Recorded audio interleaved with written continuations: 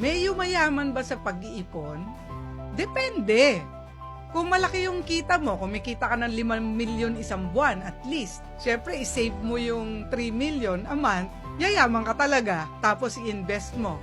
Pero kung regular na sweldo, like kumikita ka lang ng 20, 25, or even 50, tapos iipunin mo yung 10% nun, which is 5,000 a month. Kung bata-bata ka, tapos iipunin mo yon ng 10, 20 years, malaki na yon by that time. Pero kung ikaw ay nasa 30s, 40s na, tapos magtatabi ka lang ng 5,000, 10,000 a month, hindi yun nakakayaman, walang masyadong mararating yun. Ang gagawin mo talaga ay maging reality check, magpakatotoo ka na maliit ang kita mo.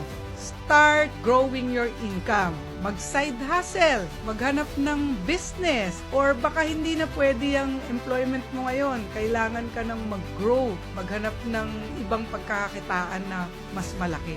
Then, yan na, mag-start ka na mag-save.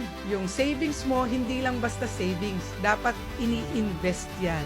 So, mag-aaral ka ng mag-invest kung saan pwede na kahit meron ka ng passive income. You're saving on something na makakapagbigay sa'yo ng passive income. Ako, I started, bumili ako ng mga condominium units dati, yung pre-selling. So, mababa yung amortization ko. Tapos, nung na-turnover na sa akin, ni-loan ko rin, pero pinaparent ko. So, yung rental, nagbabayad ng amortization. So, parang wala na akong masyadong nilabas na pera.